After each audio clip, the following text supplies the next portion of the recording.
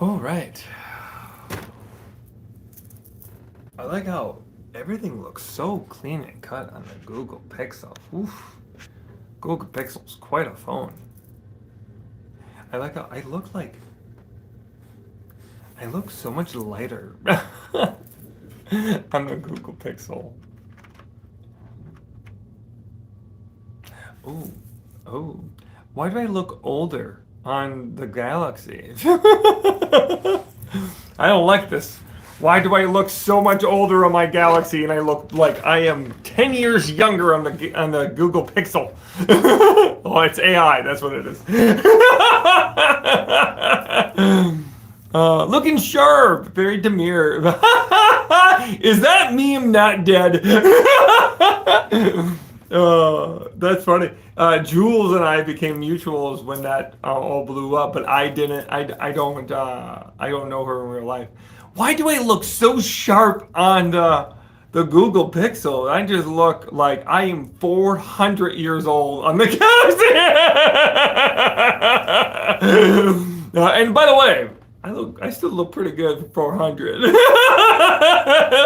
Hey everyone, YouTube is over here, TikTok is over here. I'm doing both of you at the same time.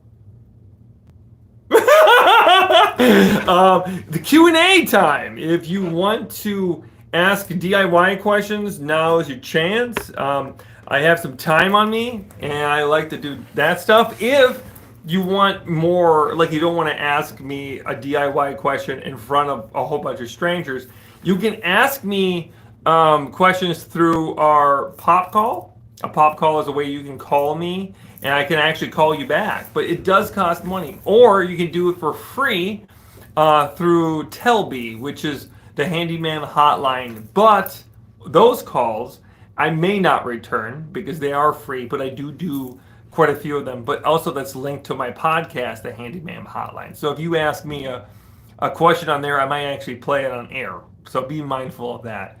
The house is going really good. Thank you for asking. What fantasy creature would you want to be? Oh, griffin? A griffin? Griffin feels right. You know, the obvious one would be unicorn. You know, but that I don't know. I don't know. I don't want the hooves. I want the paws. How do I get over my fear of using a drill? I'm afraid of going to screw everything up. Hey, drills are no joke, dude. 100%. I think that there's a few things to keep in mind. There's a lot of different kinds of drills, right? The kind that you might be most familiar with are the corded drills that have a lot more torque and a lot more power and are cheaper than a lot of, battery power drills. But those can cause some damage, like if you're doing that work and then, you grab a screw the wrong way and, your hand can go. I almost flipping, what was it? I was doing something the other day with my big 24 volt battery drill, and I wasn't really prepared, and it twisted my arm and got my wrist in this weird position. And Basil was with me, my vice president of Mercury Stardust Media, and they saw it happen, and they looked at me, and I was like, I almost broke my wrist. So how do we prevent those things? Like, how do you build the confidence back up to not do those things? Number one, the size, the power of it. You don't need a corded drill most of the time anymore. And you don't really need power a lot of the times. If you're doing repairs or you're doing like light stuff around the home, like DIY stuff or some gentle, home repair, all you need is a 12 volt battery. All you need is a 12 volt drill, but you can always set this.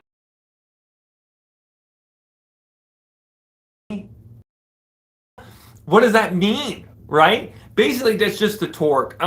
There's a more technical way to explain this, but all you really need to know is the higher the number, the more the punch in it. The higher the number you got, the more it's going to twist and turn and the more grind it's got, But the lower the number, the softer that is going to be. A little bit more gentle, People set that at a different level. A lot of people will keep it at a really high level, which can be a bad idea when you're coming to stripping screws. Or if they keep it at like a medium level and they need a little more, they'll just go up at a time. the higher that number is, the more likely you are to damage the screw and to strip it all out. It's called caming out. So keep that in mind. I'm trying to see if I answer. Did I answer the question yet? So how can you get over your fear? It's about just doing small projects. You could do some gentle woodworking or like little, straightforward woodworking and just use a 12 volt drill at like 4 or 5 or the 20 numbers or 14 numbers that are on there. And that can build it up. You usually don't need that much power. Do you know what I mean? If you are wanting to do a lot of DIY repair, if you're really like, I want to get over the sphere so I can do major projects, then it becomes a level of like, hey, let's really understand how this works. Let's really get into the nitty gritty of how a drill is working. And the higher that voltage number, the more power it typically has. Understanding the settings between a 1 and a 2. Oh, this is going to get confusing without me holding a drill. But if you understand the full basics, and there's some amazing videos online that go in way more detail than me, then I think that's easier to approach. But if you're not getting that into it, then I think just getting a 12 volt drill, a Bosch, a Milwaukee, DeWalt, they're really cheap ones, but work. Black & Decker. Those two are not the best, but if you're going for like, I only do casual repairs, well, $40 for a 12 volt drill, that isn't bad. So that would be my recommendation. You have such awesome information, and it make me feel I can do it too. Well, thank you. I appreciate it. I'm trying to answer questions that are home repair related. If you want to be able to ask me questions, you can go on YouTube, and if you're whatever that's called, super chat, I think that's easier to have me see what the question is. Someone said, have a great stream. Well, thank you so much. Thank you for the $5. That means a lot to me. If you want to ask me questions and be more personal and not be on here, you can ask me on Pop Call, which is in a link in my bio, or the Handyman hotline, which is through the podcast that we do. Keep being awesome. $50. Woo! We're going to eat some buffalo wings tonight. I don't know why that is where my mind went. Okay, here's some questions. How can I fix the water pressure in my house? It goes way down if 2 faucets are on. Man, I really wish I had my books in front of me. Sometimes I look at my own books for reference. Hey, you know what? I do a lot of research for those books. So you know what? It's okay that I need a little bit of a reference every once in a while. To be honest, I am going to have to pivot and ask the audience. So there's different ways that you can go about it.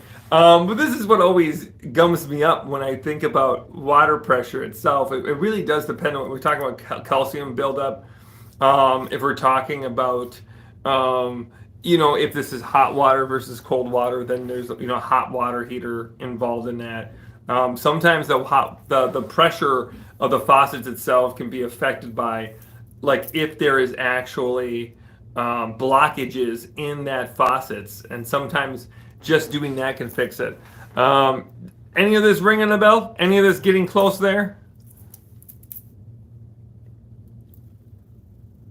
Sometimes this is faucets diverter, yes. Bigger pressure tank, yes. The bigger pressure tank is one of the routes you can go.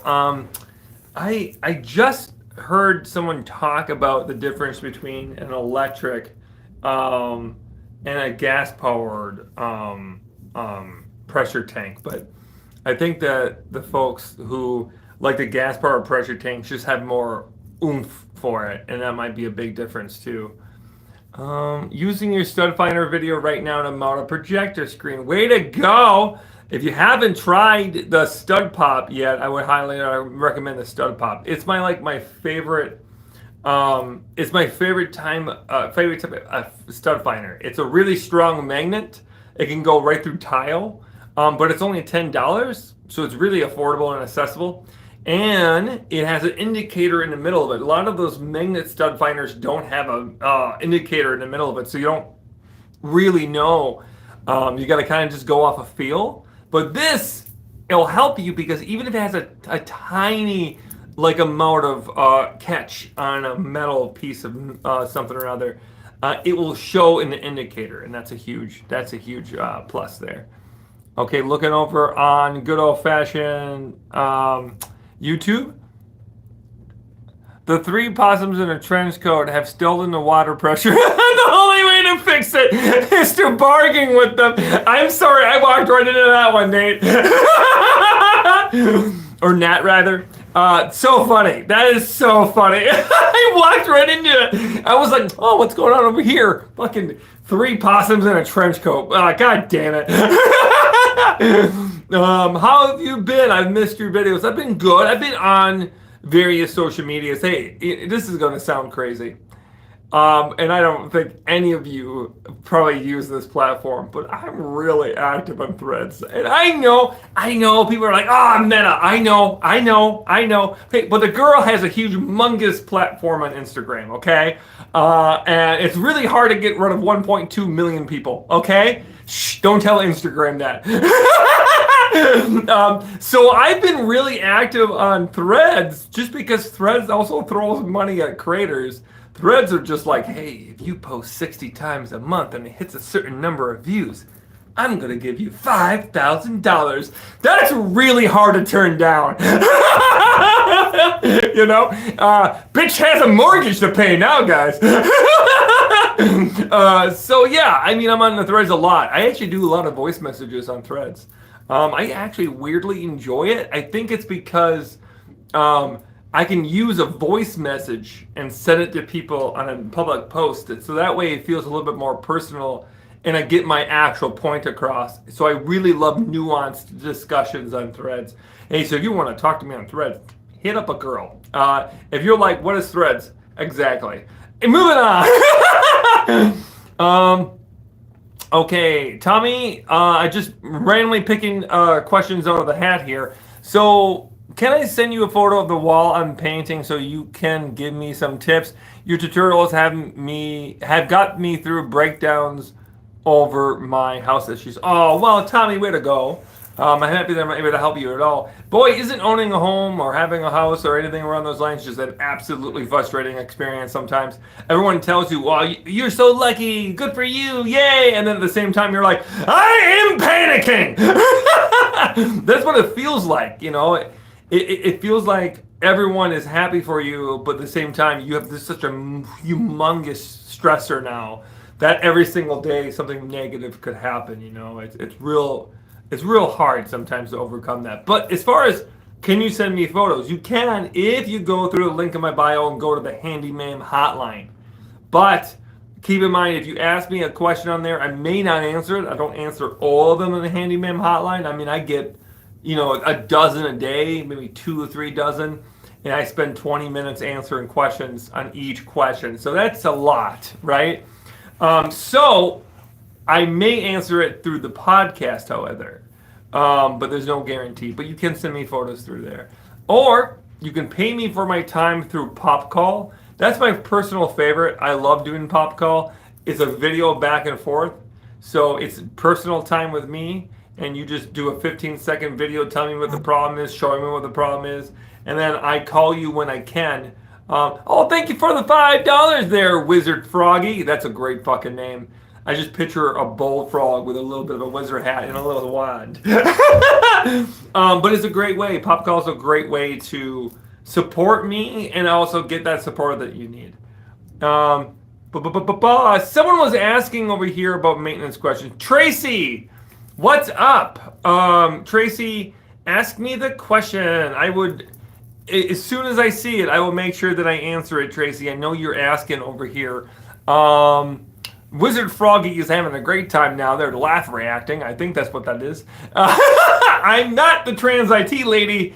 I'm the trans handyman. Don't expect me to make these lives work, especially when I'm using two phones. But for the TikTok folks, you have the Galaxy, and it looks fine. But the Pixel girls, I look real good for Pixel. I look really good. I think it's because there's less pixels over here. Okay, Tracy, are you asking me a question, my love? I have not seen a question from you yet. I'll look over there and make sure I get that to a second here. How do I install a cat bed type thing? I mean, okay, so Jellybean18 asked a really good question. How do I install a cat bed type thing on a window sill without a drill? I do need anchors or something. Hey, if you don't have a drill, but you need to use wall anchors, typically you should use wall anchors if you're going to put your little kitty cat on the line. I'm a firm believer that if the cat's going to be on it, you should definitely have it into a stud. So if you want to go into a stud, you need a drill. It'll be really hard to do this by hand unless you got a lot of determination and you use a lot of spit. You know, you want to do Popeye, eat some spinach, and then try to,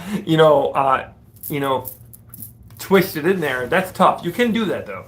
But the best route to do if you're going to go through drywall and drywall only, there's something called EZ anchors. They're letter E, letter Z anchors, and they can be twisted into the drywall with just a screwdriver, and you can just then hook that up through, if there's ways to attach the window to the window ledge and area, then that'll be good to go. But if you are looking for like suction cups, I hate those kind.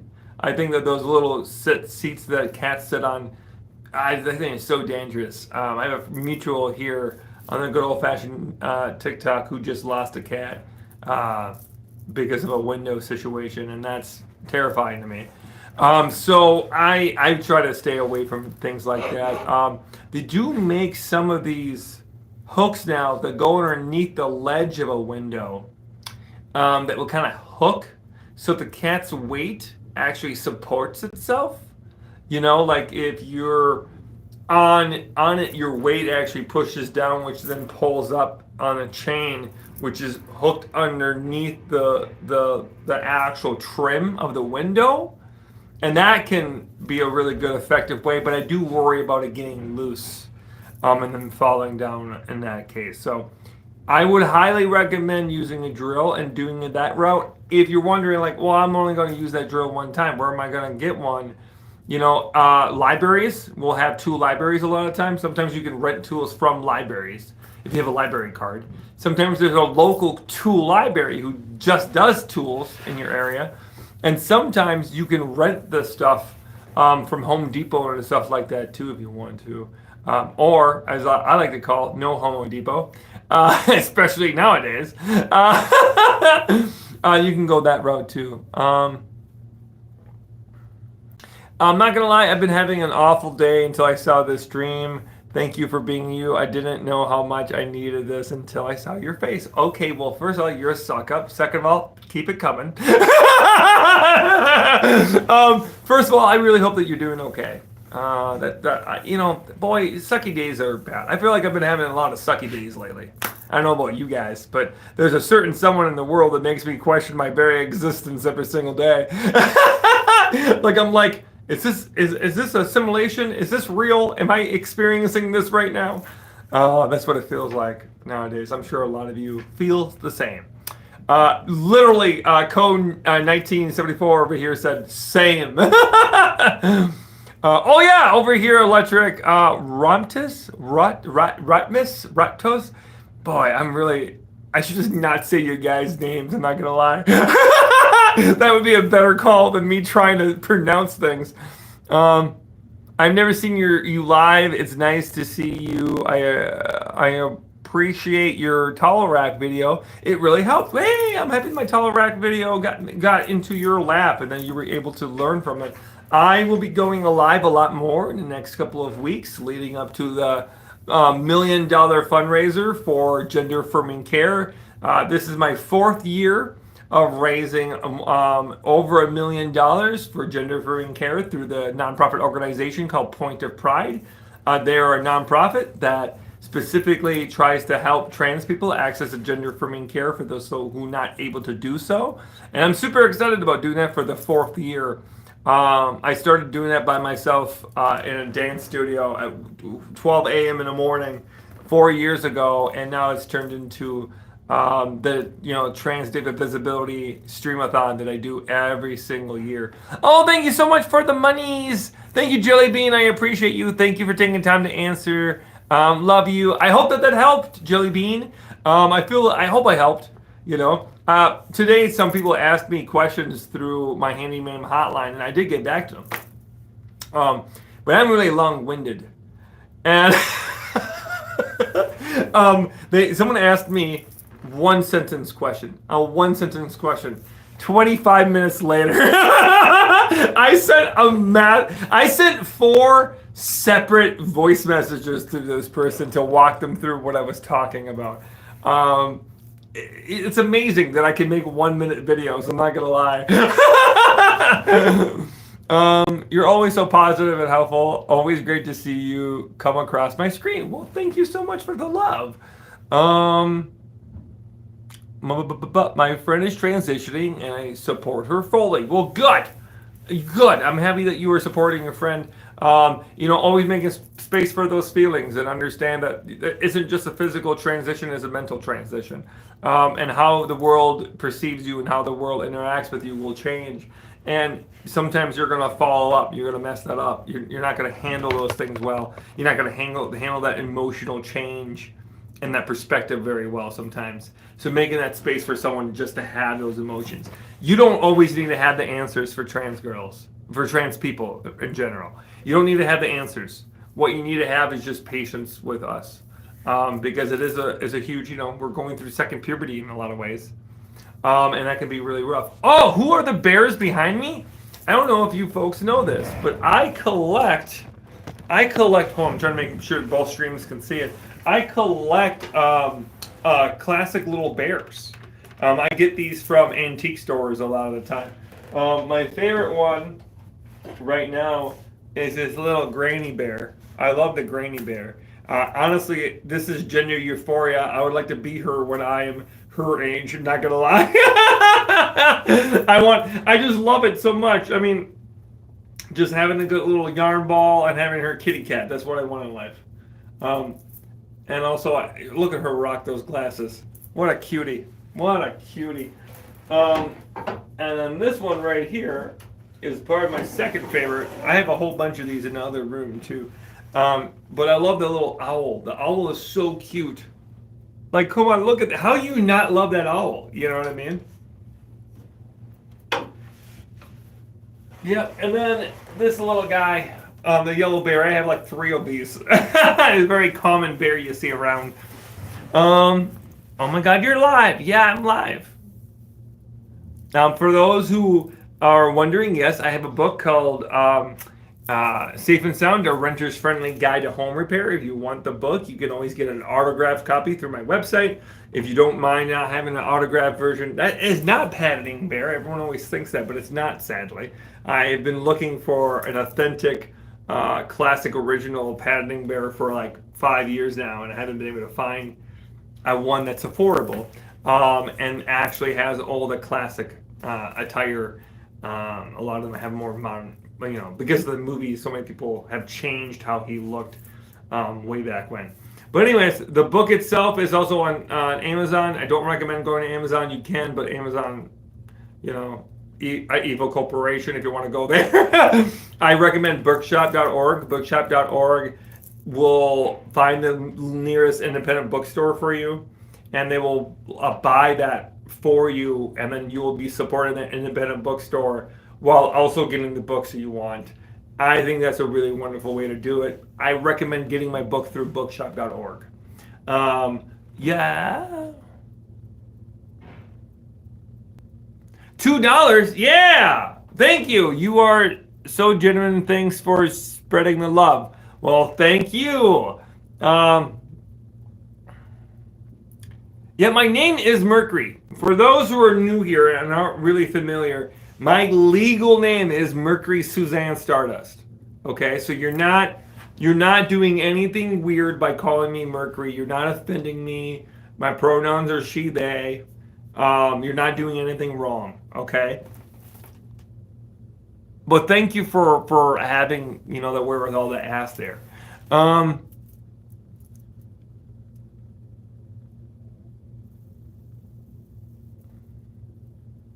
Mercury's a badass name. Like, yeah, I got it from Freddie Mercury, and I got my last name from Ziggy Stardust. Well, thank you so much. Name here.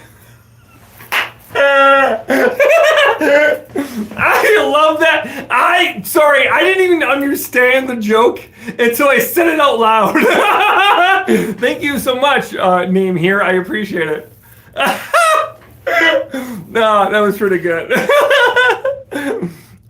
Color of your hair is amazing. Well, thank you so much. I love this color.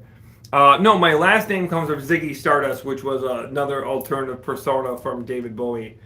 So hence Freddie Mercury, Ziggy Stardust. My middle name, Suzanne, comes from my mom, who passed away about 15 years ago now.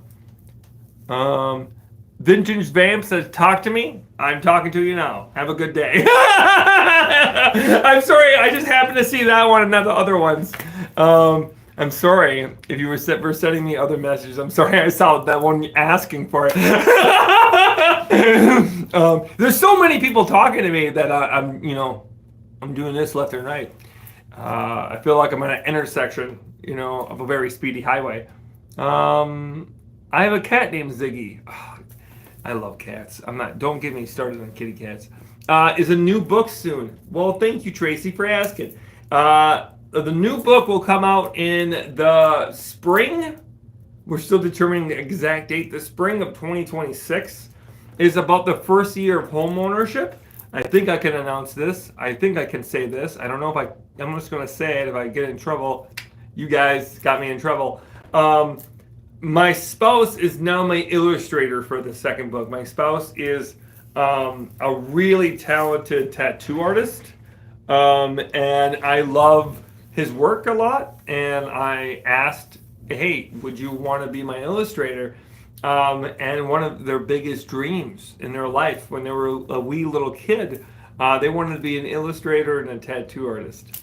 And I got to help them achieve one of those dreams. And I think that's pretty gosh darn cute. And they just got so excited. I don't see ZZ get that excited very often. Like, ZZ's a fairly reserved person. And we're sitting next to each other on our little seat at home, and we're being all cute with our cats in the middle and everything. And I look over and I was like, hey, I got a question. Would you think about being my illustrator for my book? Because you already, I already asked you for so much help. You basically helped illustrate the book last time because I asked you for your opinions on the illustrations all the time. It just makes sense to have you do it. And ZZ just got like, oh, no, I don't know if I could do that, really bashful. But I don't know. And then after 5 minutes, they're talking themselves into it more and more. And by the end of the conversation, they're like, so yeah, is there a contract I got? How much money do I get? And I'm like, okay, baby, calm down. But they've already come up with some sketches for the cover, and they've only been signed on for about a week. So really excited about working with them. It's also really funny to see them working on the illustrations of the book while we're just hanging out together. I'll just be, chilling, playing a game on my phone, and then I'll look over and then there's a picture of my face on their tablet. When and where can we get a full version of the song featured in season 2 teaser of the Handyman Hotline video? Oh, wow! Randy Walker did a minute and a half. That's all he did. Ronnie Walker wrote the theme song for me about, going on 3 years ago. Ronnie Walker was, I don't know if you guys know, I forgot what band Ronnie Walker was in, but it's a fairly well-known band. He was a very, very talented singer and songwriter, but he just happened to be a really big fan of mine. And then all of a sudden one day I went on TikTok, and I just I think I sent you a super chat. Well, thank you so much. I don't know if I saw it. I'll take a look in 1 second when I finish the story. Um, but I went on TikTok and I looked at the mentions I got, and all of a sudden, Rodney Walker right there uh, did a like a 2 minute song or something for me. So I don't know what if there's a longer version. I don't think there is. Casey, or Cassie rather, I'm sorry. Love your energy. What's the best way to ask you for help on a few DIY projects? Email, reel, or DM. Cassie, here's the best way to do it. There are two options in the link in my bio. One is through the Handyman hotline. That's a free way to ask me. That is tied to my podcast. So if you ask me a question on the Handyman hotline, I may answer it on my podcast and it may be featured there. Okay. But there's another route, and this route is financially going to support me. You already are financially supporting me with that super chat, so I feel bad telling you this. But I have something called a pop call, and a pop call is basically you call me, leave a 15-second question, and then I will return the call as soon as I can through a video call, and you and I can talk back and forth. And it's like $3 a minute. I might change it to less than that if I get enough calls. Then it won't matter as much. But yeah, that's how you can support me and do it. Or you can make your own video and then tag me, and then I may see it. But I don't always see those. I used to see them all the time. I used to make sure I saw every single one of those videos, but not so much. It's a lot harder to see all them now. When you're on 9 different platforms.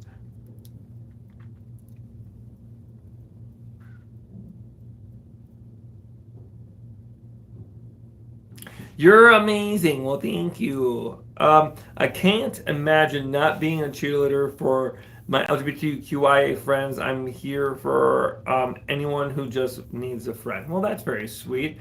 Oh, Veronica, Mercury, do you use Miss or Mix? Well, that's a really good question.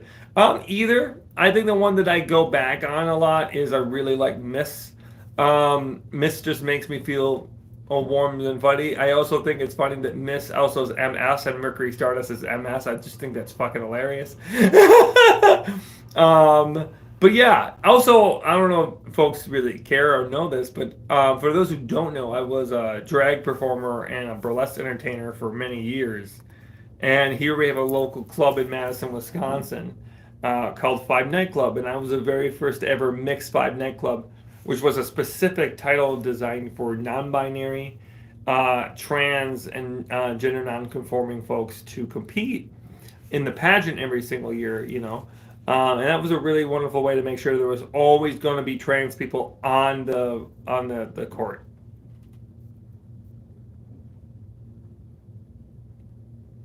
Gender euphoria is the best feeling, not gonna lie. It really is. I had a friend who once said that they don't experience gender dysphoria. They've only ever experienced euphoria or the sense of nothing.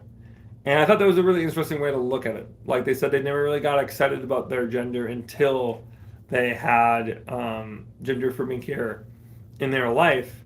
And then they said that I never really had dysphoria. I just didn't really care. I just had like a really indifferent part of my body, you know. But now they love their body. Now they're obsessed with their beard and everything. And I think that's a really cool way to look at it. I think that a lot of people try to hammer down an experience and say that is what this is. And in reality, that is just not. There's no one universal experience with anything. So the idea that you have to have gender dysphoria to be trans is a really laughable idea. Sorry if you're a Blair White fan. I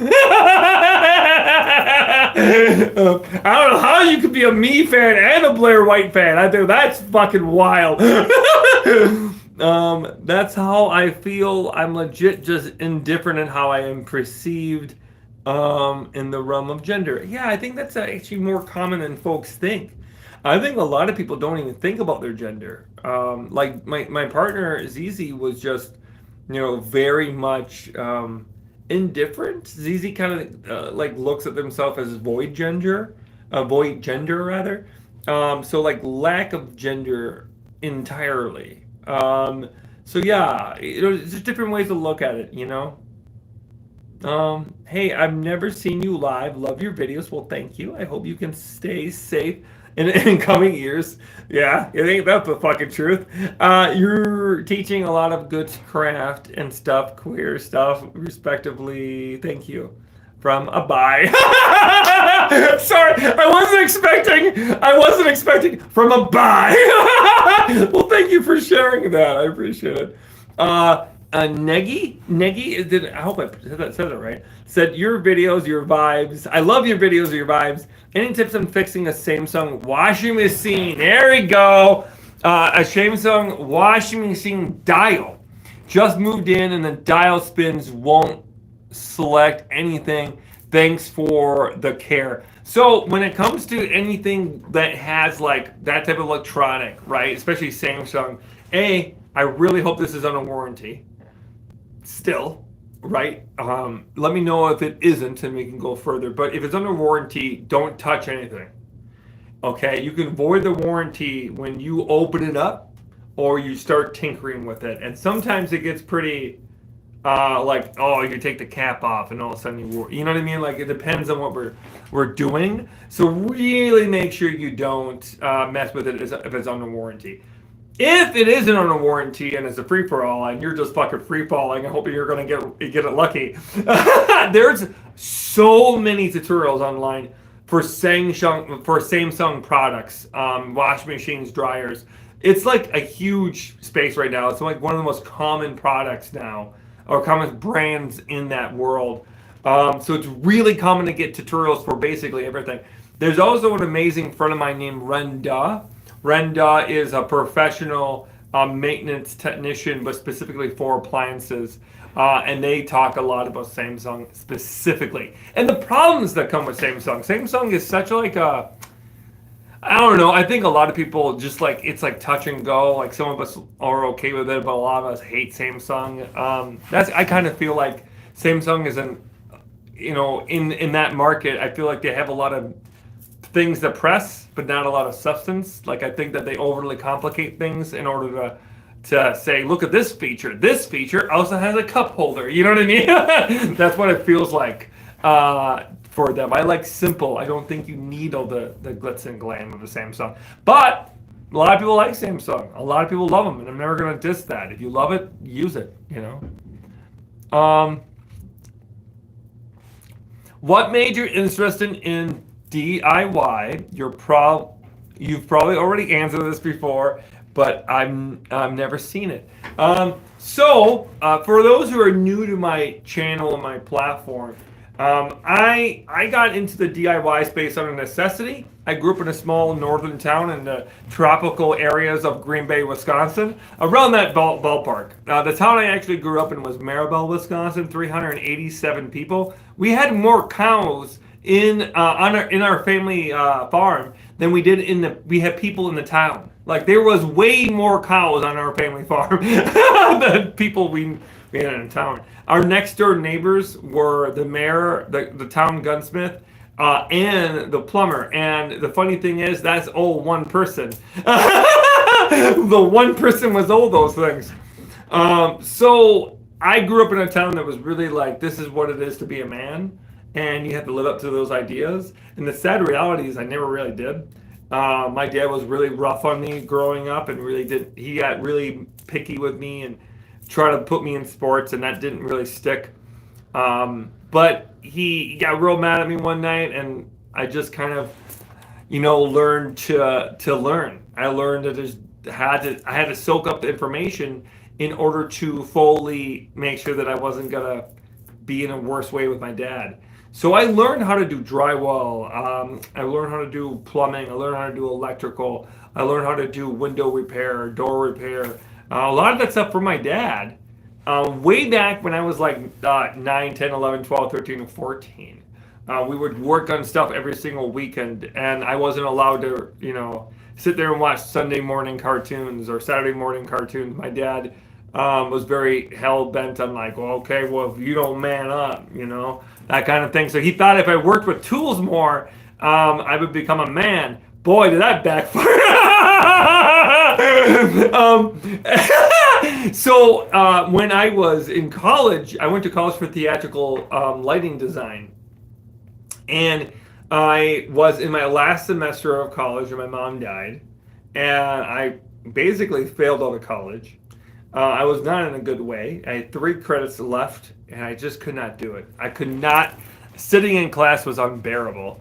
I had like a 3.5 GPA and it dropped so bad. I think that last semester it was like below a 2.0. It was awful. And I still walked to the graduation because I had summer classes, but I ended up just bailing on the summer classes too. So here I was, I had no job. I had no job, I had nothing. And a friend of mine was like, hey, there's a job at this place called ETC where you could be a maintenance technician. You should just apply. Showed up, applied, did a few tests, talked about a few tools and various things, and I got the job right away. Became an intern, was an intern for about 4 months, and then I graduated to Tech 1, and then I was a Tech 1 for about 2 years, and then I graduated to a Tech 2. I went to technical college for my trades background and becoming a contractor, and I got that, and I had 14 certifications, and then I read a lot of books. That's basically how I learned all this stuff. Was basically out of necessity, You're gonna learn a lot of things when you got to pay rent. Also, for those who don't know, I also have a background in sex work, so I was a sex worker for a while. So that was another way that kept me going. I was also a traveling burlesque dancer and drag performer, so I traveled all around the world, all around the country rather, and that was a way that I paid the bills and everything. Didn't know that. You two might not know that, but good old TikTok has known that for a long time. But I don't think I've done a video on that part of my life on YouTube yet, but I should. Is that a Winnie the Pooh tattoo on your arm? Yes, it is, Francesca. I am a huge Winnie the Pooh fan. Winnie the Pooh and Paddington are my 2 favorite bears that have ever existed. For those who don't know, The New Adventures of Winnie the Pooh is my favorite cartoon show of all time. When I was a wee little kid, I went through a lot of stuff that I didn't necessarily enjoy. And every single time I saw Winnie the Pooh or heard that song, I made sure I watched it. So, and that's why I'm a huge fan of Winnie the Pooh. Yeah. I hate what they did with that damn blood and honey travesty. Oh, you're talking about that horror version of Winnie the Pooh? I refuse to see it. I will never watch that. I cannot watch that. What's a tattoo on your other arm? So I have a really good friend named Bear and Bear, and I did a bunch of work for Bear. And I hung stuff in their studio. I did a lot of favors for them. So to pay me back, Bear was like, hey, I'll do a tattoo for you.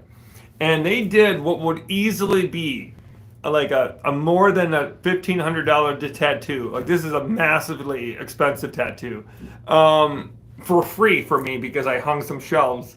And I always tell them, I was like, I want you to know that was not a fair trade. You did a lot more work than I did. But it's a beautiful tattoo. I love this. And Bear and Zizi both work at Red Clover, which is a tattoo shop here in tropical Madison, Wisconsin.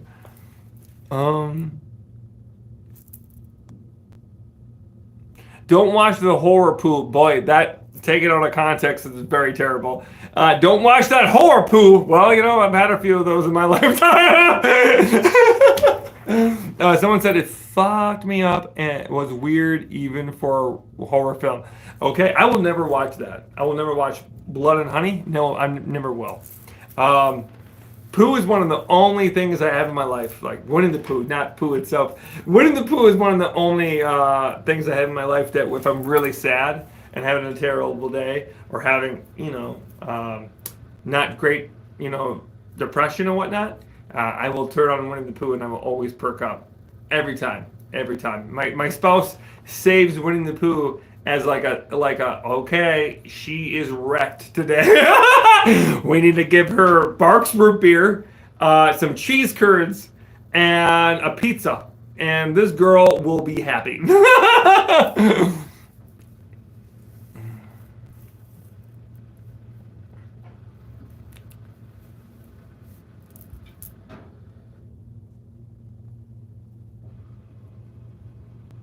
There's so much happening on YouTube, I cannot keep track of it. Your hair and makeup are on point today. Thank you. I had an interview.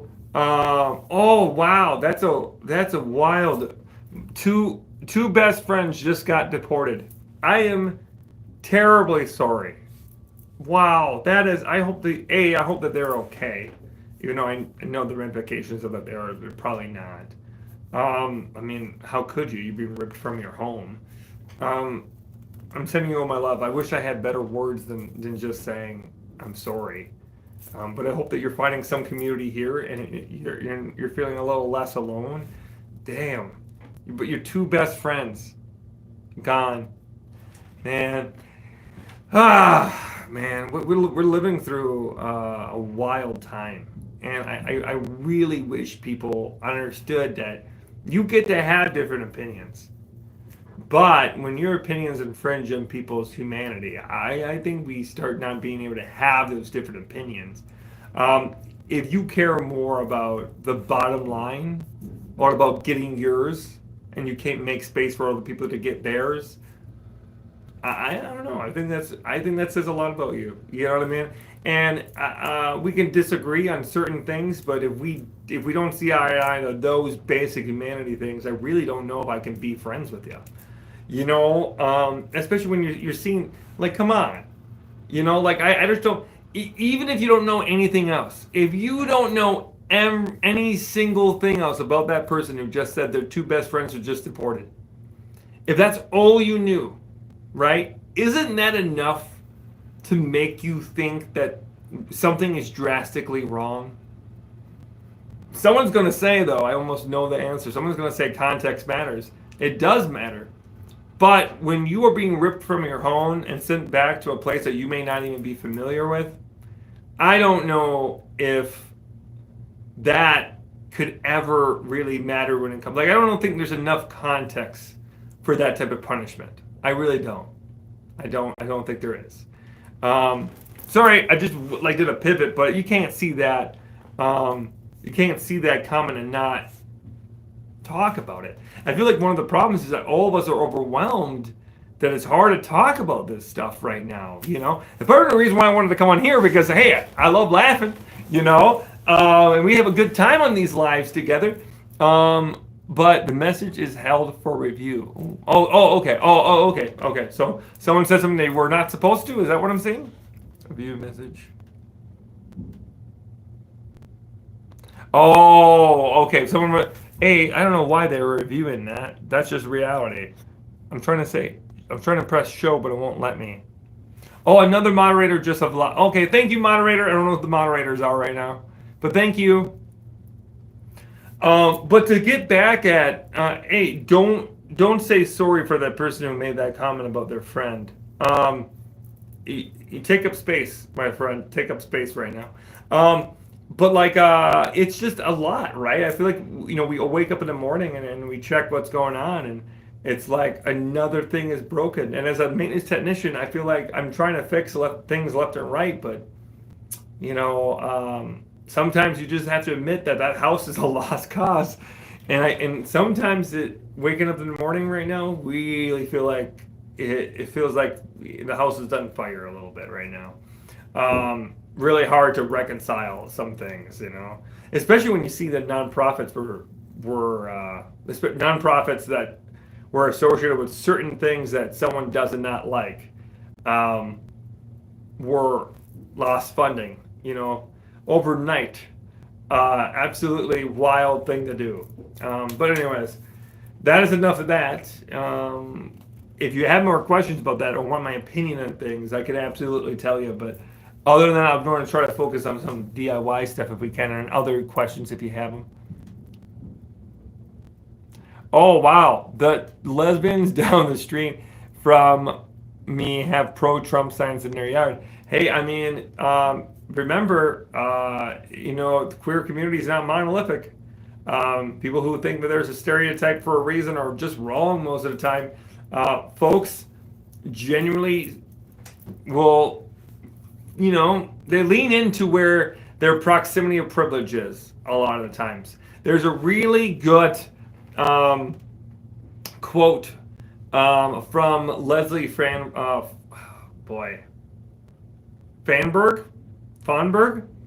Someone is going to know this. Leslie in the 90s was this Bush trans lesbian who said that you should never let the person who has the most in common with your oppressors talk on your behalf.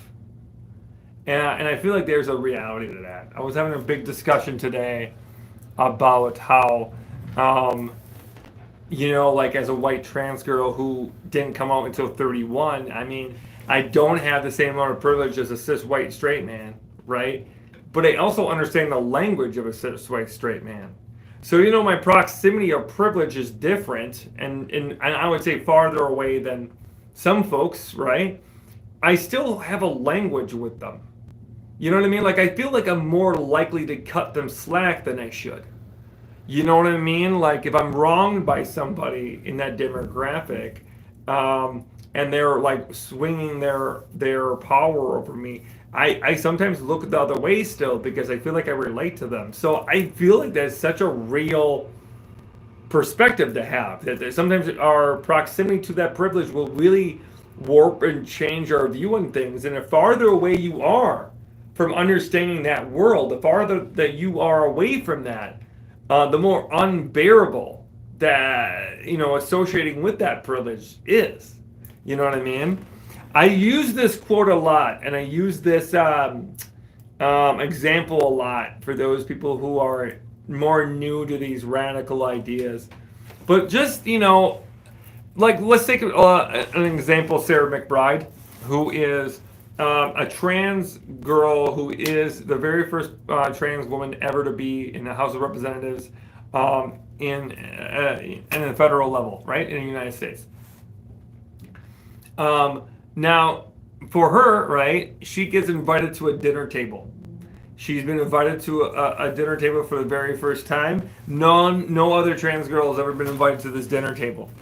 And when you walk into that room, no one in your community knows how to act.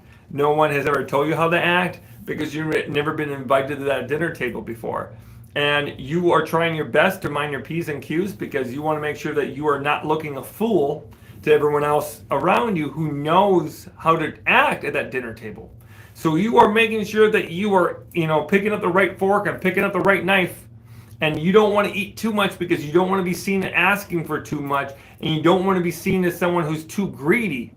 So you take up as little space as possible. You look at every single thing that you do, and instead of actively taking up space, you are trying to minimize yourself because you don't want to be a problem, because you don't want to be the trans girl that made sure that no other trans girl was going to eat at that table. And I think that is what I think about constantly, is like for trans people, especially trans girls, I think it can be so difficult. We want to be able to sometimes regain that privilege that we lost. And sometimes we want to, like, we see it, I think, more than a lot of demographics.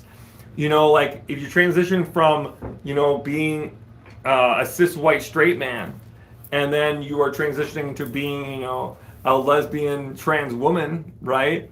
There's a lot of things that change, and you see the perspective and how you're treated and how people talk to you and how you're perceived in such a drastic way. It can make you feel like, okay, well, now I'm going to say some pretty racist stuff.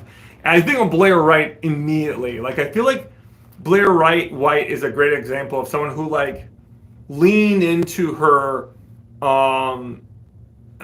like identity in a way where it's like, I now am feeling the fact that I'm losing a lot of privilege that I don't want to lose. But instead of analyzing that and trying to examine what that means, I'm actually going to try to get myself back to being a part of that community that I left. Does that make sense? For those who don't know, I left the alt-right pipeline when I was like 25 or something like that. Like, I don't know, like what, 14 years ago or something now. Um, and when I started leaving that pipeline, that's when I started growing tits. But all the joking aside, that's when that's when I went there. You were once in a right. Well, yeah, I was actually on a podcast that got me in a whole lot of heat a few months ago. But I was on a podcast about 14 years ago where I was a shock jock. And the whole point of the podcast was to say the most crazy shit and to say the most outlandish crap. So I went on the show like 8 times or so, and I would say the most misogynistic, terrible things, most of which were not untrue, but it didn't matter, right? Because I said those words, and now I got to live with those words, And I think that is the thing is, I say this a lot, that when we make the space for trans women, especially, if we were like, I'm so happy you found yourself, I'm so happy that you were able to find yourself through all this, but you don't make space for the fact that they were lost, I think that we're missing a disconnect. Do you know what I mean? Like, I think it's important.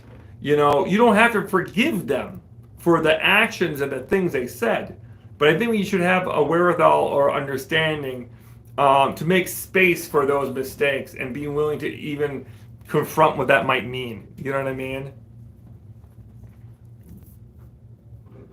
Oh, wow. Thank you so much, Heather. Heather Feather, how's the weather? Oh, that's a good one. I like that one. Just love the piece. Couldn't add to last comment, probably because it's political and advisory. Oh, yeah, probably. To the entire LGBTQIA community and beyond. Well, thank you so much. Thank you for your support. Thank you for the love. Mercury, how are you today? My mouth is dry. I might have to get up and grab a Sprite. I might do that real quick. I'll be right back, and then we'll continue our conversation. My feet are tied here. I'll be right back. Whoop, almost flashed you guys my butt.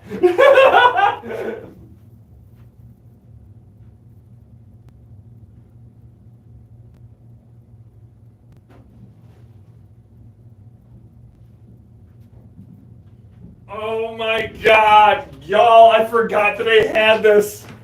Y'all, I have string cheese. I have string cheese! Oh my God. How do I support you? A, watch me eat the string cheese. B, I have a Patreon and a Substack. We're posting a lot more on Substack these days. But that's a great way to support me monthly. If you don't want to do that, but you want to get like DIY stuff from me, you can go to my pop call and ask me a question on my pop call. The link is in the bio. And then I will get back to you as soon as I can with the questions that you have.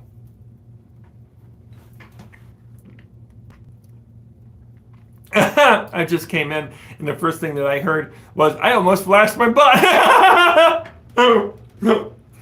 I'm in the correct space. Yes, you are. Hey, don't be sorry for the questions. We all come into life at different points in our time, and like we all come into understanding things at different points in our life, and you can't always dictate when you learn something, but you can dictate when you accept that knowledge.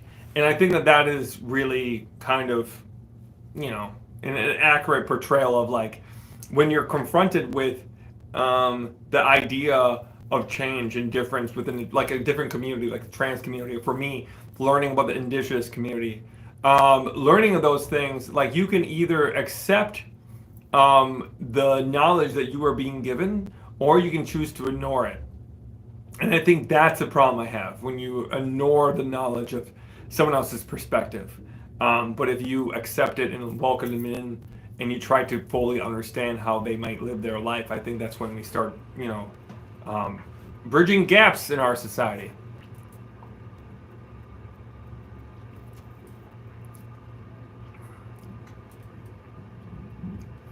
Yeah, I mean, I love doing lives like this. I love talking about repairs. But I also really love talking about like just like social change. I love talking about transition issues. I love talking about the trans community. I love talking about gender affirming care. I love that kind of stuff. I have a lot of ideas if you haven't noticed. How are the repairs on your house going? Really good, but this winter now here in tropical Madison, Wisconsin, and I'm kind of taking a break from it. Like I'm not necessarily doing as much work as I did. I've been spending the time working on my office here at the studio. Um, I've built this massive desk. And I mean, this desk is huge. I don't know if you can see it. There's on YouTube. That's my makeup space. Here it is for you guys on TikTok. Just a massive area that I built. So that's taken me, boy, I don't know how long I've been working on this. I've been working on this probably for a month and a half now, right? About a month, maybe a month and a week or something like that. Trying to eat off camera.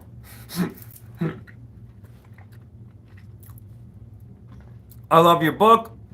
I love the advocacy you give. You are such a comfort every time you pop on my pop up on my feeds. Oh, there you go. Well, thank you so much. I appreciate it. I really like making videos most days. I had a really fun time making a video today. So, are you eating cheese wipes? I'm from Wisconsin, the cheese capital of the world.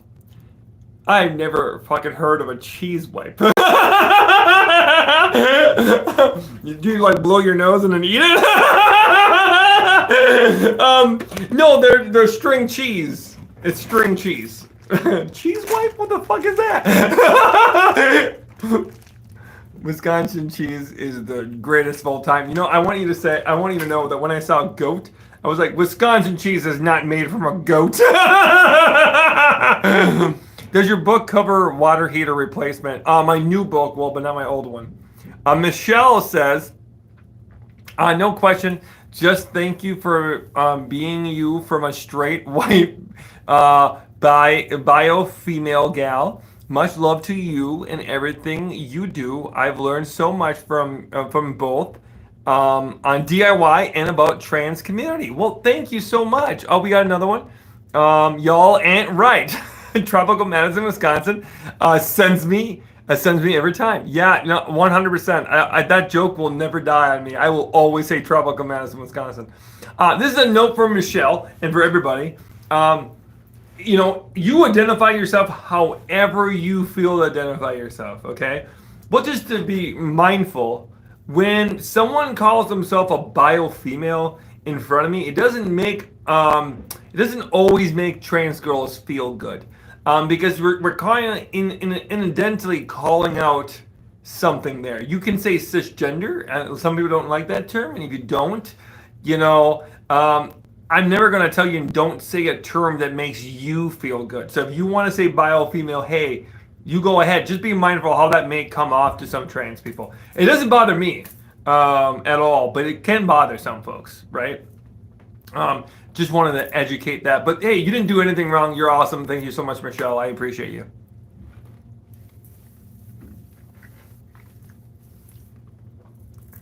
Yeah, Emily, you know, you're right. She seems to be acting in good faith.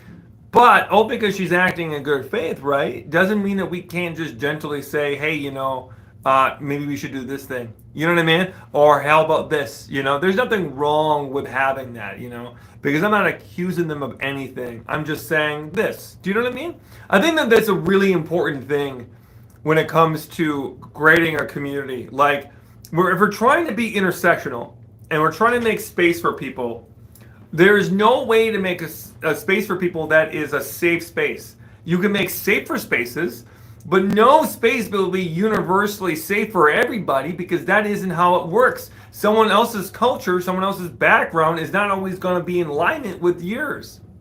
So you can't have a one-for-one, you know what I mean? Like, this is safe for everybody. It doesn't work that way. Intersectionality is messy. Sometimes it rubs up against each other. Sometimes you have to learn how to deal with community conflict. You know what I mean? Dealing with conflict and knowing how to deal with conflict is one of the best skills that you can learn. And I've been trying to learn it for years. So if you're not there yet, neither am I. We got another one from Brooke. Thank you so much, Brooke. How did you know you were trans? Well, that's a really good question. Just having a hard time understanding gender issues, but I would like to learn more about them. Hey, Brooke, thank you for asking a genuine question. Like, that's a really, I know that comes from a place of like trying to understand. So give me one time. I'm going to drink this soda a little bit, and then I'm going to answer that question, Brooke. Okay, so for a lot of people, they will say things like, "Oh, I knew when I was a kid," or "I knew this at that moment." I think for a lot of other folks, there wasn't one specific moment that I knew I was trans, Brooke.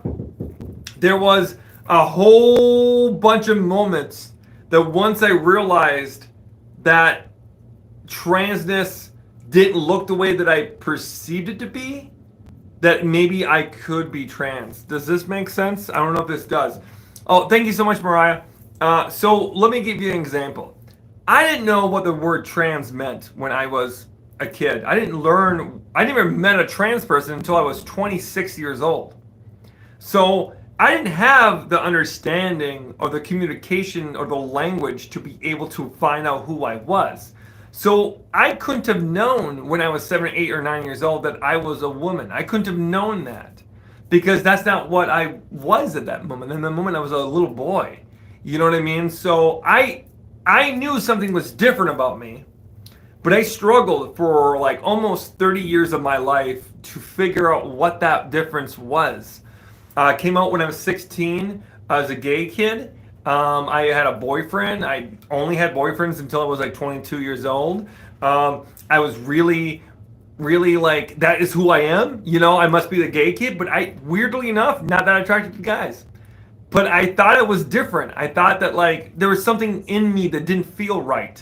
You know what I mean? That like I didn't line up with all my other friends, so I must be gay, right? And that was the road that I went. I never heard the term bisexual when I was growing up. I grew up in a town of like 400 people, you know what I mean? Like, I never heard these terms. So how did I learn and how did I know? Well, it wasn't until I got saturated, until I essentially became a part of a community that had the vocabulary skills. Like, for an example, I was a sex worker, and I had a lot of friends who were very radically queer. And the closer that I got into that work, the more that I started hearing these conversations about radical ideas, the more I started understanding that, wait a minute, trans women can be lesbians? That blew my fucking mind. I did not know that was a thing.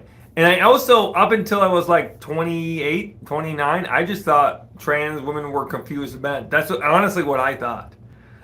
Which is so funny in retrospect. But that's honestly what I thought, because I didn't have vocabulary. Like, how can you know something if you've never been exposed to that thing? Like, how can you know something? No one innately knows shit. You know what I mean? This is not true. You can have instincts, but you don't know. You know what I mean? And I think that we need to make space for people to learn that stuff. But for me, looking back, when I was a kid, I was very obsessed with dressing up as a little girl. I mean, I was obsessed with it to my point that my dad had to like really take a strong stance on it. I also really loved playing with things that were deemed feminine. Things that were deemed feminine, I liked. Like, anytime that I could be looked at as a girl, I liked. Do you know what I mean? Like, I try to use language where it isn't like, oh, this thing makes you a girl. You know what I mean? You can play with dolls and not be a girl. Yeah, you know what I mean? Like, doesn't make you a woman. But anything that was feminine, I would be like, I'm with that. You know what I mean? Like, it was almost like my brain was telling me as a little kid that I was like, I want to be seen as this. I would always be in a girl. Like, if there was, boys on this side and girls on this side, I always went with the girls. Always.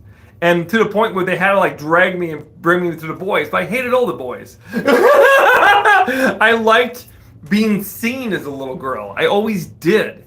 And I remember when I hit puberty and my voice changed and everything changed, I remember just going into a Great Depression for a really long time. And in retrospect, I was having some pretty severe gender dysphoria. I mean, I don't think this is a secret, but for me, I tried to commit suicide 2 times. And unfortunately, my best friend Heather succeeded in her attempt. So like during that time period, I couldn't. I thought I was just a gay kid who wasn't accepting himself. You know, so it's not as clean and cut as this is when I knew I was 27 years old. Blah blah blah. You know what I mean? When I was 28, 29, I met a woman by the name of Cass Marie Domino. She's my, I call her my trans mom. She was one of the very first people to ever really educate me on what her experience was like.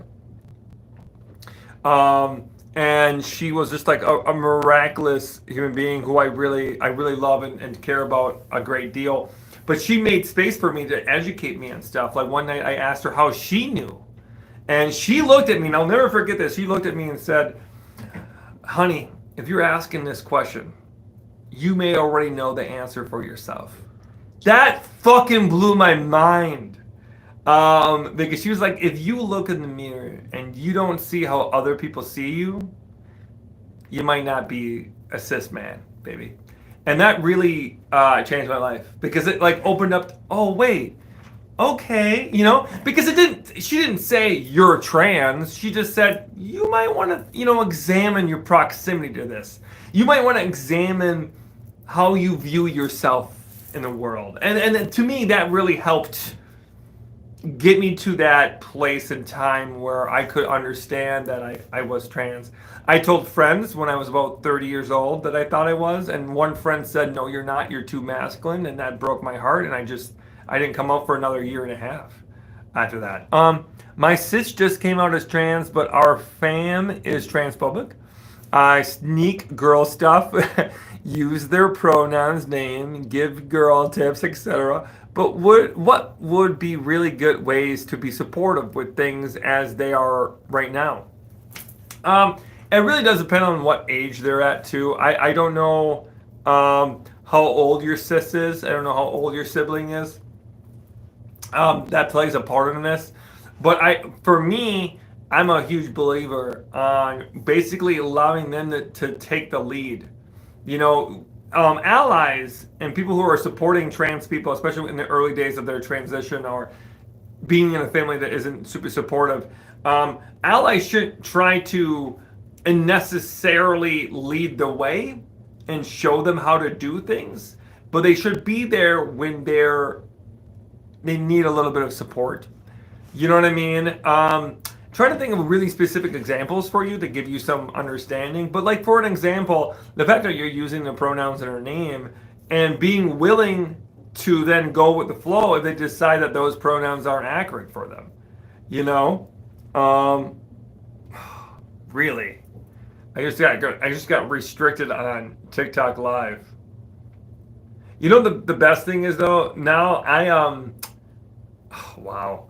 On TikTok Live now, on TikTok, I have a representative. So I'm going to take a screenshot of this and I'm going to send it to my rep in TikTok, and I'm going to have a good old-fashioned meeting with TikTok. So, hey JK, good to see you. Sometimes you get restricted when you talk about your transition, and I think that's what happened. I think some of the language I said triggered the system, Okay, so Heckin' Reckon. I'm going to answer that question more fully in a second, by the way. But I want to make sure I get to Heckin' Reckon. Do you have any advice for seeking gender affirming surgery? Yep. My therapist is filling out a letter of support, but they're not specialized in trans care. Yep, I got you in 1 second, Heckin' Reckon. It's just a good name. But back to your question there, Snake Wings. So when it comes to like being a supportive figure in your sibling's life, to me, what it comes down to is following their lead, but also don't be afraid to kind of put out resources. I think a really great book for people to read who are kind of learning how to be an ally or learning how to exist as a trans person is He, She, They by Skylar Baylor. Skylar Baylor is a very good friend of mine, absolutely amazing human being. I love him to death. He's a trans man who was the very first ever trans man to compete in NCAA sports. Absolutely amazing swimmer. Love him.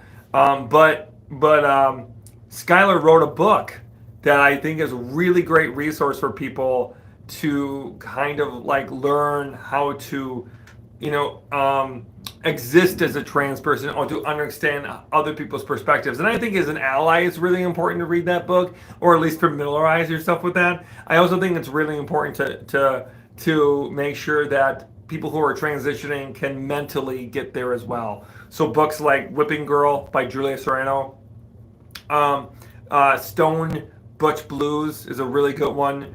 Transgender History by Susan Stryker is a really good one. There's some really good books and resources that I think I can open up a mental bridge for people to cross across and kind of travel into a different way to approach the world and how they perceive things. So that would be my thing that I'll throw out there. I'm going to make sure I answer the gender affirming care one, and I'll get right back to you, Brooke. And I hope that Snake Wings, I hope that was a good answer. I don't know if it was. I want to make sure you get your money's worth. Sorry if it wasn't a great answer. Do you have any advice for seeking gender affirming surgery? My therapist is filling out a letter of support, but they're not specialized in trans care. It really does depend on where you are now.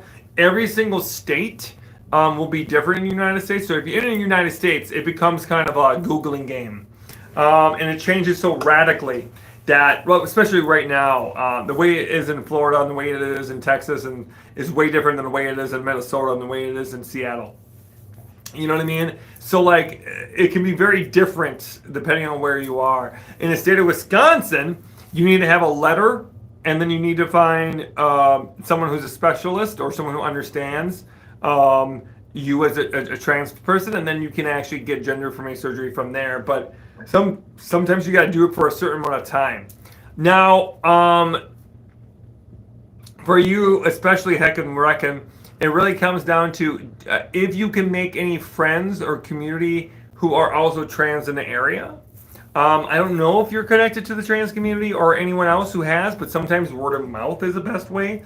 Even though they're not a specialist in the field of gender affirming care, if a doctor has had one or two other trans people, sometimes that can be, a good start. But I will also say, being knowledgeable on your specific transition can be really important. So if you're a trans girl, being knowledgeable of how you can how you can take in estradiol, either by syringe or by, tablet underneath the tongue, by understanding what progesterone is, by understanding what T blockers are and what kind of T blockers will affect you. Doing that research yourself changes the game. So if you're going into that, being knowledgeable so you're not hearing these things for the very first time when you're sitting in front of a doctor, because you're going to be less likely to push back and try to get the help that you need in that moment. Also, if you are financially in a crutch, we raise money every single year for gender affirming care through a nonprofit organization called Point of Pride. The last 2 years, I've raised $2 million each time. $2 million on 30 hours last year and $2 million in 30 hours the year before that. We raised $4.5 million in the last 3 years, and this year we're going for another $1 million. I do not think Jory is going to be involved this year because Jory lives in France now, and she's going to be working with Point of Pride in other ways, but good for her for getting out when she can, and she had the opportunity, so I'm happy for her. So I hope that helped, Heck and Reckon. And now I have another. Okay, how do I get out of this? I'm trying to. Okay, how do I? Heck and Reckon, I don't know how to remove that question from the main screen. Oh my God. I feel like this is why I'm not the trans IT lady. I don't know how to work my phone. How do I get rid of this? Okay, I just liked it. Oh, you scroll down. Yeah, the answer is you just scroll down. Oh boy. I was just pushing the screen and I almost hit the X button and turned off the live in accident. Okay, Brooke asked another question. Um, I guess I'm also confused on the biological standpoint, getting periods, MTF. Um, and I'm not trying to be rude. I just want to understand. Okay, Brooke. Okay, so since it seems like you're coming at this from a very, like, you don't necessarily have much understanding, and you're still trying to struggle with the science of all of it.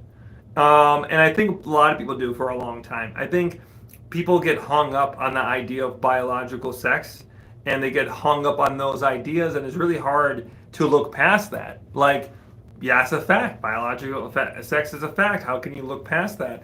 Um, but before I take that head on and I go into how I think you may misunderstand what biological sex is, I also just want to take it from this standpoint. Does biology really matter when it comes to humans' lives and own perspectives? Does it matter how science plays? Should that supersede someone's lived in experience? Because there's a lot of trans women now who pass and have lived their whole life almost. Nikki Tutorials is a great example of a trans girl who lived practically her entire life as a woman and was seen as a cis woman and interacted with everyone as a cis woman. And yes, she did have a period. Yes, she can get pregnant. But one day that would probably be the change. They've already tried doing uterus transplants, and sooner or later they're going to get it. Sooner or later, that hindrance won't be a hindrance anymore. So at some point, we have to understand that we might want to re-examine how we view one another. And what is more important? Is it more important to go by what we believe science is? Or is it more important to connect with one's actual lived experience and how they are viewed by the world, how they view themselves? You know what I mean? And if that is a hindrance, if that's really a hiccup, I just want you to know that if you're in a room with a trans girl and you keep on thinking about what's in between her pants instead of what is coming out of her mouth, I think that that is a question you should internalize and figure out why you're asking that. Why does that matter? You know what I mean? Like, why is that a part of the humanity that you're focusing on? You know what I mean? But I want to also go into a little bit more detail because you did ask a wonderful question, like what is the biological factors of all of it? I'm not a scientist. I don't know all this stuff, but I also want to tell you, I don't know how many of you know this, but I'm intersex. So the intersex is a very interesting perspective when we put into that in a grand scheme of like being a trans person, okay? Because you could be both trans and intersex. Because when you are born and you're assigned, male at birth, but your chromosomes, or in my case, my genitalia didn't match up with what the doctors were seeing. And when I was like about 11 or 12 years old, doctors had to medically intervene. They had to intervene in order to make sure that I was more of a man. Does that make sense? It was basically they had to move my testicles in a way that then would allow them to drop. They had to physically go in and drop them, and even then it didn't work because I don't have the same parts. And it was a fucking mess. But I had a gender corrective surgery when I was like 12 years old. So when we talk about gender affirming care for kids, why is that acceptable? Why is that acceptable to do that to a child when you can't consent to that? You know what I mean? Because you're trying to get to an idea of what biological sex is. I was told when I was 12 years old that if I didn't have the surgery, that I wouldn't be able to have kids. I was 12 years old. I was a child. You know what I mean? So I think that it's really important to view it at that moment, And so I would say I'm not biologically a male. Like being an intersex person, I am in this space of like my chromosomes don't match up with that. Was I assigned male at birth? 100%. But I am not biological male. And I think that is where a lot of this gets confusing for people because they see it as binary. But intersex people exist, and even though intersex people are like 1% of the population, so are trans people. You know what I mean? So why are we saying that we need to make sure that we fully understand that all these folks are in this box when that isn't the case? And here's another thing that's really frustrating is we don't test for chromosomes. We don't test for these things. We try to modify people's bodies to fit the gender boxes of like this and that. And because of that, the number of intersex people may be way higher than we think. There are a lot of people who think PCOS is an intersex condition. Now, some people say no to that, and I'm not going to push on that. But that is, hey, Gator, good to see you. But that is, for a lot of folks, like a reality for them. You know what I mean? I just went on a real long tangent, Brooke, and I have other questions I got to get to, and I want to make sure I read those questions up and try to answer them. So, Brooke, I don't know if I helped you. I hope I did. I think the long and short of it is, I want you to care more about my humanity and less about my biology. Because when you meet me and you talk to me, you could never know my biology. People will assume that I have an XY chromosome. I do not. You know, it's an XXY chromosome. So I'm not exactly what folks believe I am. And I think that's a huge part of it. You know what I mean? Like, I think that that's why this is important. Now, if you define your womanhood based off of periods and pregnancy, what does that look like when you no longer get those things? And what does it look like if you never experience pregnancy? What does it look like if you never experience a period because some women haven't? Then what is that like? You know what I mean? If you define yourself by those things, then what is it like when we don't do that thing? You know what I mean? And I think that should really make us wonder. And people are going to say, well, that's just a small percentage. Well, so is intersex and trans people. You know what I mean? So, like, why are we saying that, oh, it's a trans epidemic, but we never talk about the intersex? We never talk about, you know, so many women who are sterile from birth. You know what I mean? Like, we don't talk about those things. And they're not less of a human just because their biology doesn't like line up perfectly, you know what I mean, with a cold hard fact. And also, by the way, biologists know this is true.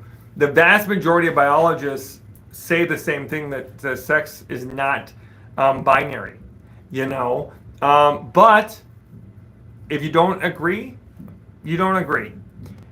Just respect my humanity is all I ask. You know, see beyond the biology that you believe is there, if that makes sense. And I think you're already doing it, Brooke. I think you're trying really hard. If you want to ask more questions, I will love to answer them for you. I will try my best to see them. I don't always see them. I got Michelle right here. Thank you for the correction on not saying biofemale. Oh, hi again, Michelle. This is how we learn. Yeah, I agree, Michelle. Never be afraid to teach allies, and many of us still learning. Yeah, I mean, I learn all the time. I'm trying to learn how to be a good ally to indigenous people all the time. A couple of years ago, there was this terrible oil spill in Hawaii, and it really affected a few military bases. And someone who had a kid who lived at the military base asked me a question in a video and said, hey, Mercury, you know, there's all these fumes that are, you know, there's all this oil that's in the water. You know, how do they, you know, do this? And I came up with a filter system using a box fan and a bunch of, you know, MERV 13 filters, and that were charcoal filters and etc. But in the video, I never acknowledge indigenous people. And the worst part is that people who are indigenous to Hawaii are very disproportionately affected by the effects of that oil spill, and also had their land taken away and their culture just ripped from them by the military and by the U.S. government in Hawaii. So when I made this video, I was just answering the question from this person, but because I never acknowledged the struggles that indigenous people had in that moment, a lot of people felt so like betrayed, you know, because they're seeing me align myself with the military government and not actually acknowledging them when I could have in that moment, and I really should have. And that is a great example of like even marginalized people can make major mistakes when it comes to intersectionality, and we can have blind spots and we can miss those things. And it's really important to acknowledge that and not run away from that, but direct it head on. D. Finch says, "Love you. I saw your short on having 3 times a day. Having to shave 3 times a day. Have you looked into IPL? The device is affordable and can be used at home." I have used IBL. I don't like how long it takes. IPL is wonderful, but it takes so long, and it was kind of uncomfortable. Sticking with it was hard. If you miss a couple days, you feel like you kind of lose a lot of ground. So I'm not a huge fan of IPL, but to each their own. If it works for you, that's good. Okay, here's another one. Oh, hi, Brooke.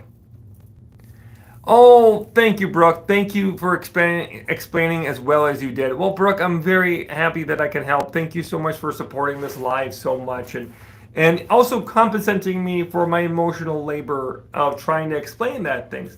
Yeah, no one ever has to do those things. It does help on YouTube Live. That way I can actually see the comments. I'm not missing it. It's harder to pick up the comments in here. But it does mean a lot to me that you're willing to compensate a marginalized person and ask them those questions. It feels less invasive, and it feels like you're respecting the time and energy that goes into those things. So thank you so much. I appreciate it.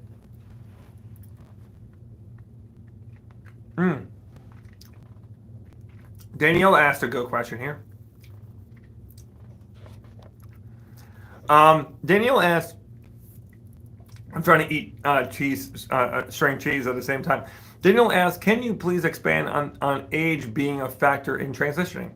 I feel like this is often an issue with otherwise trans supportive people and would love to advice on speaking about it. It's really important that we understand the numbers, because I think that people get a distorted idea of how many trans kids are in the United States. Kids under the age of 18, okay, who actually identify as a trans person is less than 10,000 in the entire United States. That number may be under-identified. It may be changing because this number is from 2022, I believe. But it's important to understand that we're talking about 10,000 kids. How many of those kids are having gender-affirming care surgery before, age 18, right? None of these kids are having gender-affirming care surgery. Like, none of them are having any gender-affirming care surgery before the age of 16. Because the earliest they can do is try to get approval at 15, but then it takes a full year often to even get to that point. So how many kids between 16 and 18 are having these surgeries? Less than 50 a year. That's how much we're talking about. So in those cases that we're talking about where we're providing surgeries for children, that's a very small percentage. That means that people who are getting that are in very severe cases of gender dysphoria. Now, what does that look like in practice? Well, like I said, my best friend Heather, who was more than likely a trans man, but didn't have words for it when we were growing up, killed herself at 16 years old. And I think that is a really important part of the puzzle, that people like to distort the suicide rates when it comes to trans kids. But it has a lot to do with how society views you and how society makes you feel about your body. And that could be a factor, going through puberty in a way that is not in alignment with who you actually are is very difficult. I'll get to more of that question in 1 second. I love you and your personality. Ally for life. Well, thank you so much, Candy. I appreciate it. Back to your question, though. When it comes to now the humanity side of it, now that we talked about the numbers and how small the percentage is, let's talk about puberty blockers. Puberty blockers were not made for trans people. They were literally designed for cisgender people, specifically cisgender little girls, right? If a little girl starts hitting puberty too early, like 9, right? Then puberty blockers are a great way to intervene and make sure that we can kind of make it a little bit later in their childhood, so it's not so disruptive or painful or awful, right? I think every single woman in here knows a friend whose puberty came really early, right?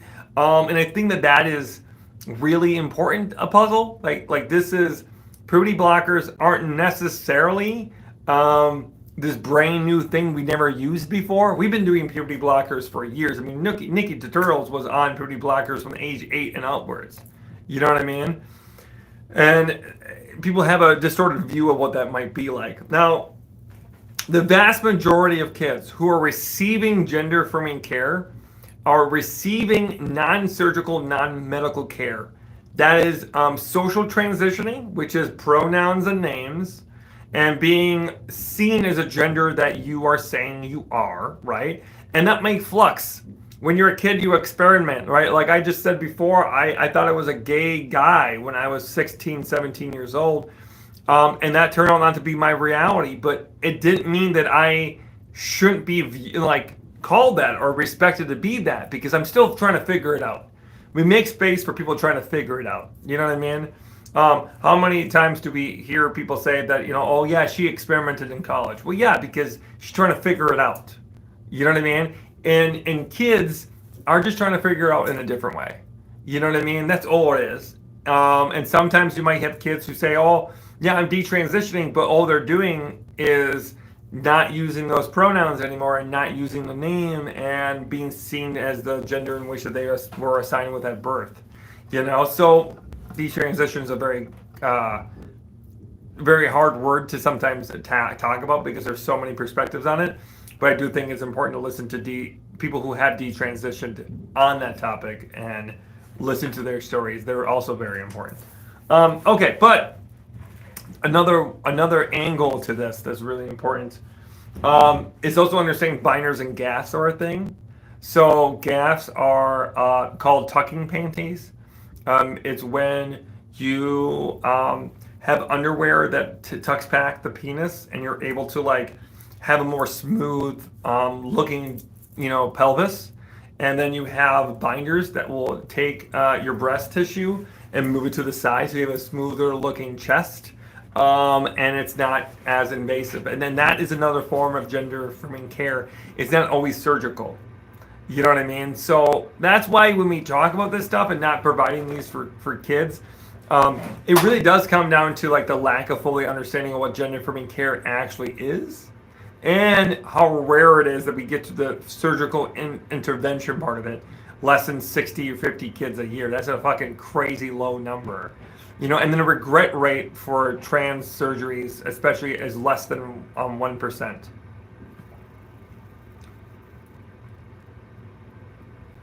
I mean, Princess Soar, I think I said it right, like dinosaur, said, I've heard binders are bad for your back after a long time. It really does depend on what kind of binders you use. I am not a trans man. I never binded my chest. Actually, I'm a liar. I did bind my chest. I actually just remembered when I was still performing. Fuck, I forgot about that. When I was still performing as a boylesque performer, a male burlesque dancer. After I transitioned, I was still performing as a man for a little bit because that was my career. I was doing that on the side. That's how I made my money. That's how I produced shows. And I would bind my chest when my breast tissue was starting to grow. But I stopped that pretty quickly because it really was uncomfortable. But there is like trans tape and other things that you can bind too, because binding can also be taping your breast tissue and then wearing a binder on top of that too. Really listen to trans masculine folks who have more of a perspective on that. There's a lot out there. He, She, They by Skylar Baylor is a great resource on that topic.